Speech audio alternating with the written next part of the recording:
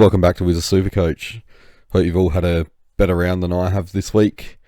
I actually thought I was doing quite well until it seemed every man and his dog suddenly pulled out 2500s and things like that. I'm just about done. I don't know what to do anymore with this. Probably spent more time this week on trades than I had all year and tried to nail them and stuff, and I felt like I actually did, and nothing seems to work. Like, you stick to the good old strategy of trying to get rookies off the field, stuff like that, and that's exactly what I've been doing, and I'm not getting any of those horrible 30 or 40 scores or anything like that, as you're about to see when I get to the team. But it just seems that my team, no matter what I do, I just cannot get ahead at all, and I'm slipping further and further behind now. So out to a season rank of 12,000, I've gone down nearly 3,000 spots. Team still looks pretty good for cash gen and stuff like that, but I'm over it. Like, seriously, I've tried to be optimistic and stuff, but it reaches a point where it's not really worth the time. So still got the 2 boosts and the 25 trades. Now, as I said, you'll notice that there's not really any bad scores. I mean, my whole defense turned up, for Christ's sake, and I still dropped well behind. Like, I don't understand. I hate this game sometimes. It's so funny, like a grown man being annoyed at a game. But as I said, you put the time in and stuff, and you can make good moves with good logic, and it doesn't work out for whatever reason. So yeah, I'll review the team. I'll go through my trades quickly first, because I didn't get time to make a trade video. So I did use a boost. I got rid of Trainer for Carroll because I needed cash gen. I wanted to kind of reset the team a bit.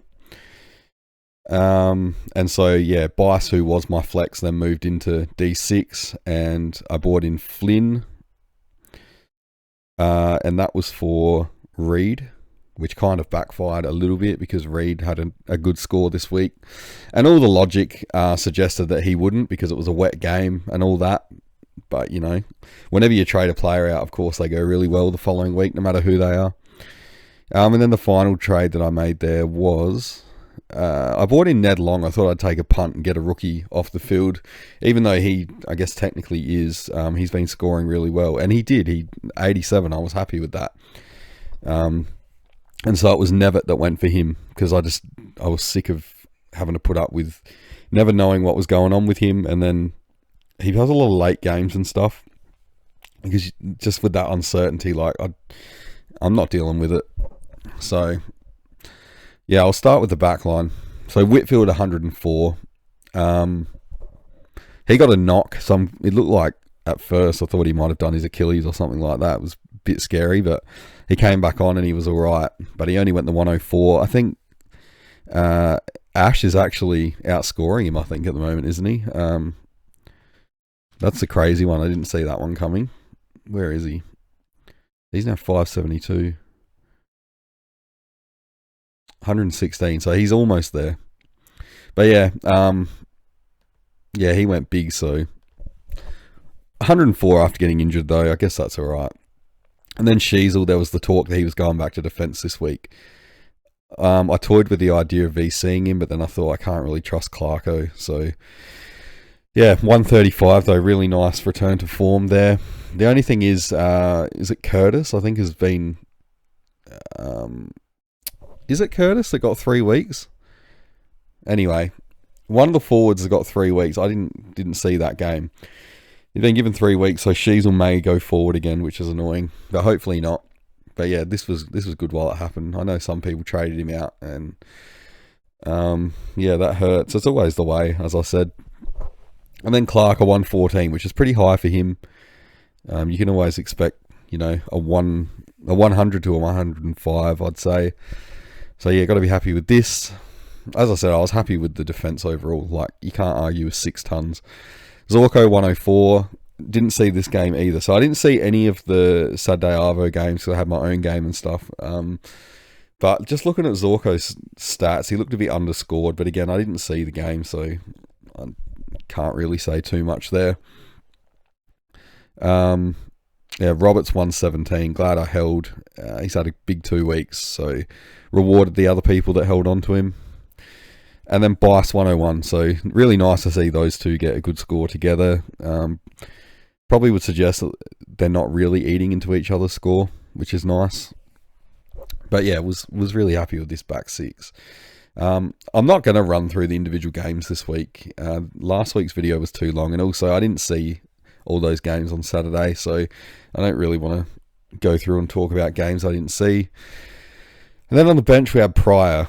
So I thought he would outscore Reed just because it was wet and stuff, and he's back to his usual 43. But the good thing is, he made a bit of money. So yeah, still got the break even of 33.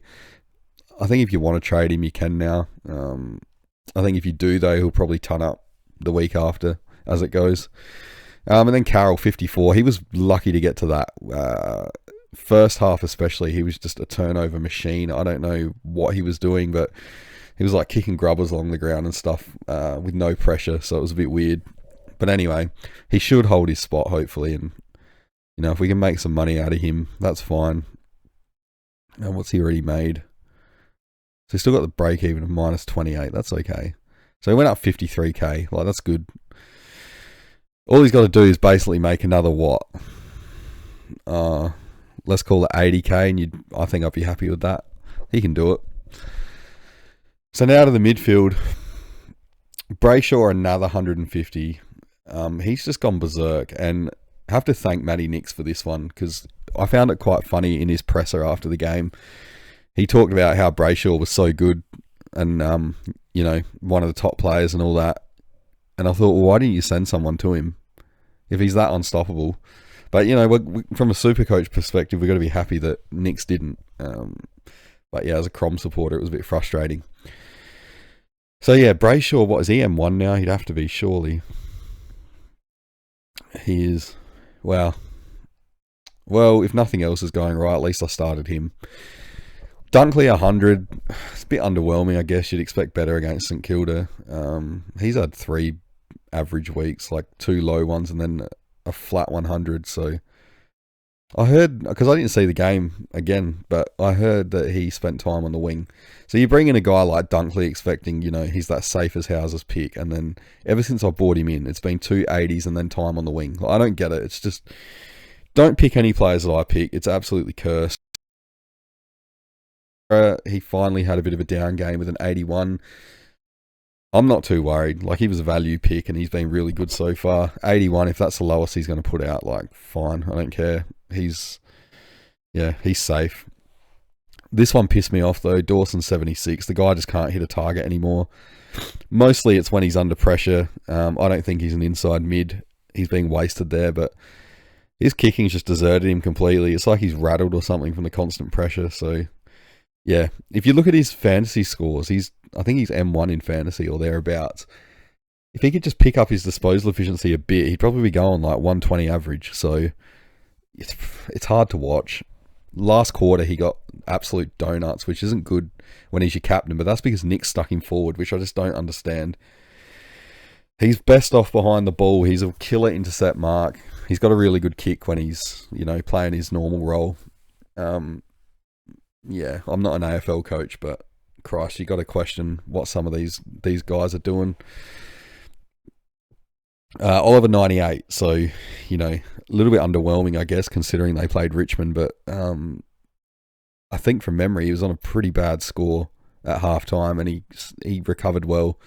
So, you know, take it and run. He's got easy game next week. Is it West Coast? Yep.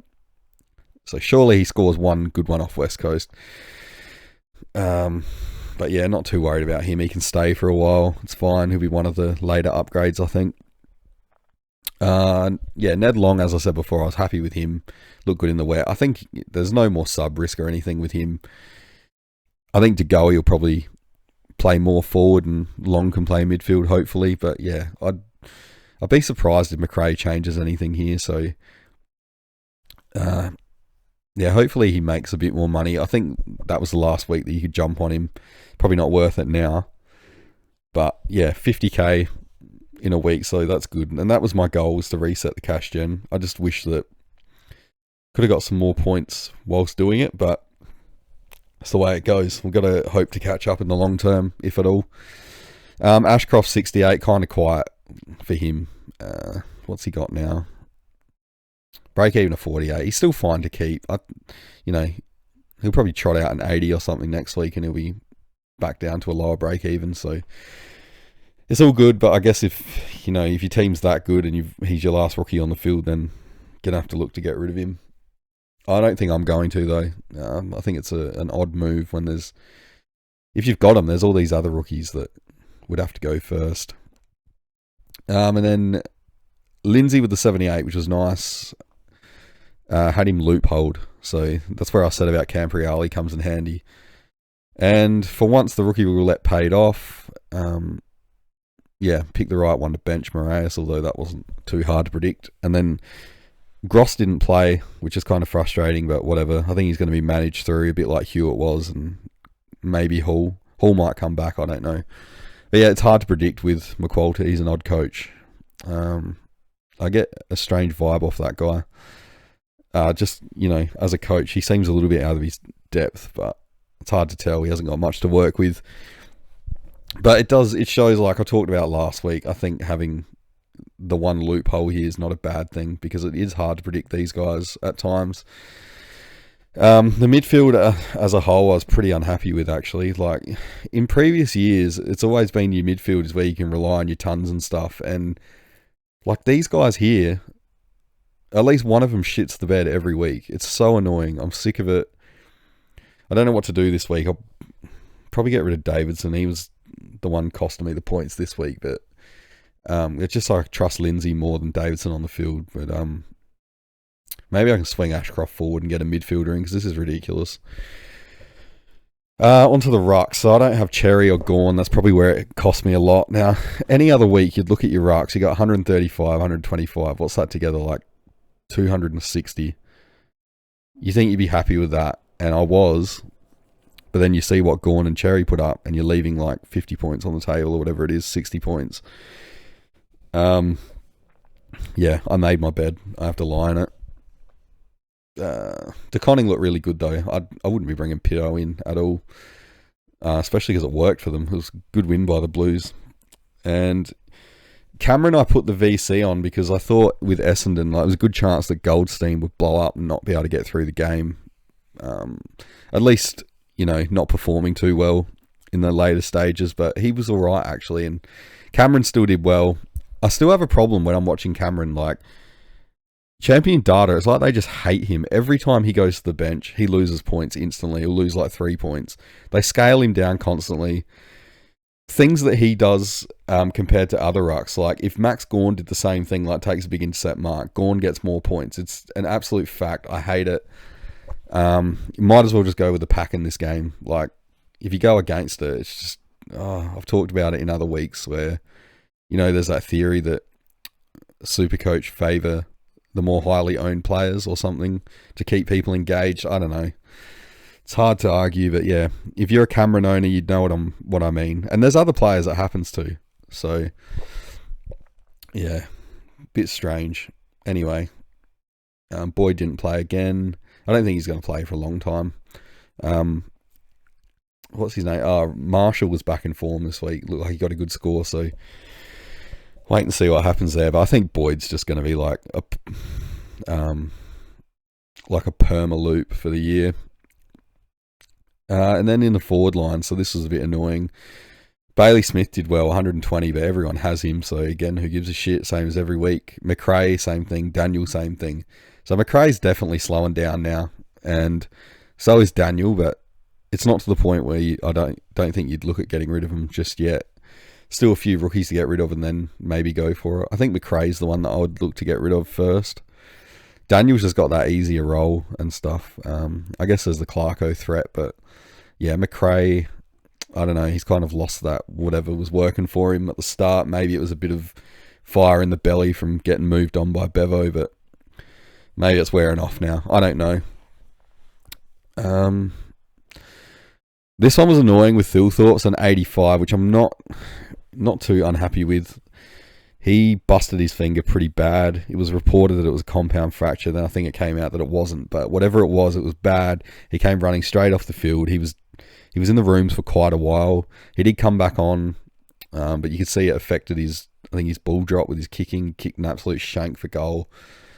So he ended up with a couple of goals, I think. But yeah, if he had a kick straight again, had it not been for the injury and spending so much time on the bench, I'm pretty sure he would have tonned. He looked really good otherwise. So yeah, wait and see if he plays this week. If he doesn't, I might trade him. But I still want to just get the rookies off the field, so we'll see. Power Pepper, geez, his run continues. So 98 after 2 tons. So he's essentially tonned in 3 weeks in a row. Did not see that coming, especially not when he got an 18 in round 1. So he's made a ton of money now, like what, 180k, something like that. What was he? 195k, Jesus. That's huge, and he's at the moment dependable on-field scorer. He doesn't even have to do that much. Like his game is just suited to Supercoach, which is really bizarre because it never has been in the past. But at the moment, he's just absolutely flying. So wouldn't really be looking to get rid of him, although I might like to loophole him if possible. I don't think I can, but surely it's got to end sometime soon, and he's going to trot out like a 40 or something. I think teams will be putting quite a bit of time into him. Break even of 17, so he's still going to keep making money as well. He's going to get to 400k at this rate. So yeah, I'll just hold on to him. It'd be nice to upgrade him eventually. And then Davidson, so 51. Now, he's the obvious one to trade this week.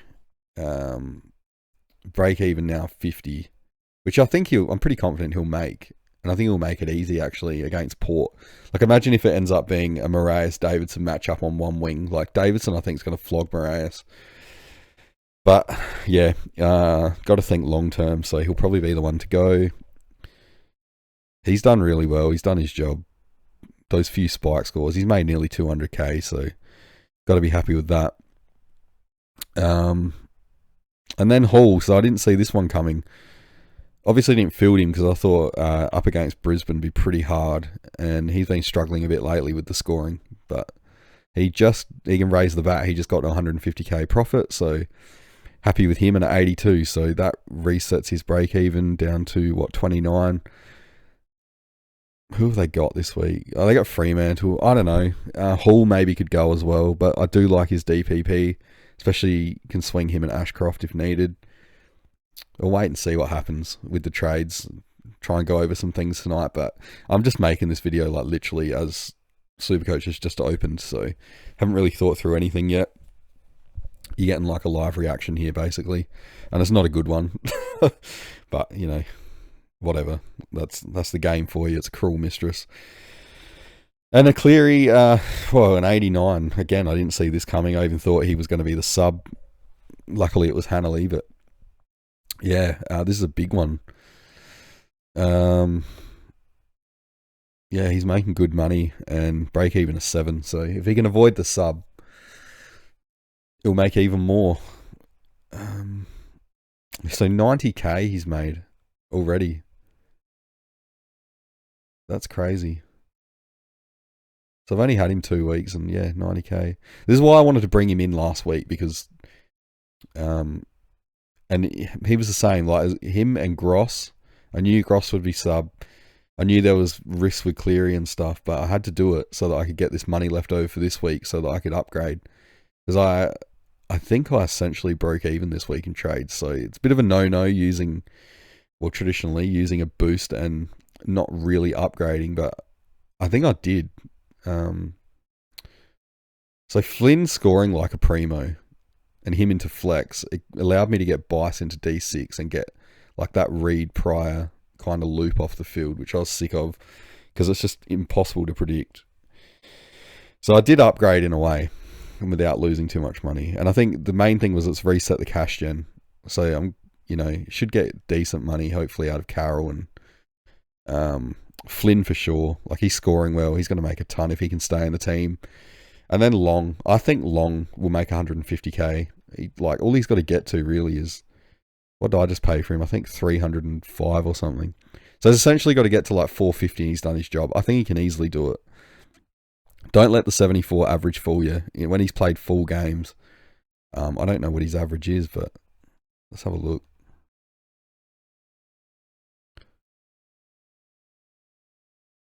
So 113, 114, 96, 87. I don't even know what that is, like, just looking at those four numbers, but that's a pretty good average. He'll get to the 450 if he can keep that shit up. And then, yeah, Flynn in the flex. He had a rough start and he recovered well, but I'm a bit worried because Meek had a really good game and McQualter does odd things. Now, if I was him, I would not be dropping Flynn because Flynn is... He's not the greatest ruck going around, clearly. Finds it hard to win the hit-out count and stuff like that. He's not bad at ground level, I guess. Takes some good marks. But the thing is, even if you think he's bad, he's better than BJ. So I don't know why the hell you would bring BJ in over Flynn. Especially, you know, you wouldn't want to play the two together as well when you've got like Archer Reed and Allen in the team as well. But Flynn's done well there. So minus 45 break even. So he's just made 79k in a week. Like, I love these ruck cash cows. I remember Rob, when he first came on the scene, he was the same. I remember getting him. There's been a couple since, but I kind of missed them. But yeah, I wasn't going to miss this one. So yeah, if he stays in the team, I think we're good. It's hard to tell how high he's going to get in price, actually. Probably hit 500, I reckon, but it's more of a matter of like, when do you jump off? Like, are you just content getting the 150k out of him, or yeah, what do you want to do? If he keeps scoring like this, I can easily sit him in flex for a long time, I think. So that's basically it. I hope just from looking at this team and like how the scores were, like there's no disaster scores here really. Like even Dawson 76, and like Davidson was my lowest that got replaced by Flynn. So you can see why I'm frustrated. It seemed like everything was going quite well. There's a lot of tons and near tons here, but I just didn't have those huge like Gorn and who was the other one? Cherry. Like I missed out on those. And then there was a few others. Whoever held on to Humphrey, like that was a big one. But yeah, it's really frustrating. You try and play the value game and it's just, I don't know, it's not working. Yeah, so I'll have a flick through and try and work some stuff out again. And then hopefully I'll get time to make a trade video this week. I should do, probably pretty early. I think it'll be easier to work out. The reason why as well, there was that early game with Collingwood and kind of had to have stuff worked out there because I knew that I wanted long. I tried to get Dacos. I couldn't do it without blowing the team up. But yeah, basically because Collingwood players involved, Essendon players involved, I kind of had to get it all done quick. So yeah, bad week. It shouldn't have been, but it is comparatively. Yeah, as I said, I'm over it, seriously. I can't be optimistic anymore with this shit. Let me know how you went in the comments and stuff. If you got any suggestions for where you think I go from here, let me know. I'm all ears. I don't know. I might as well just start doing crazy shit and just send it and see how big it can go. I don't know. Anyway, yeah. Cheers for watching and hopefully see you in that next trade video.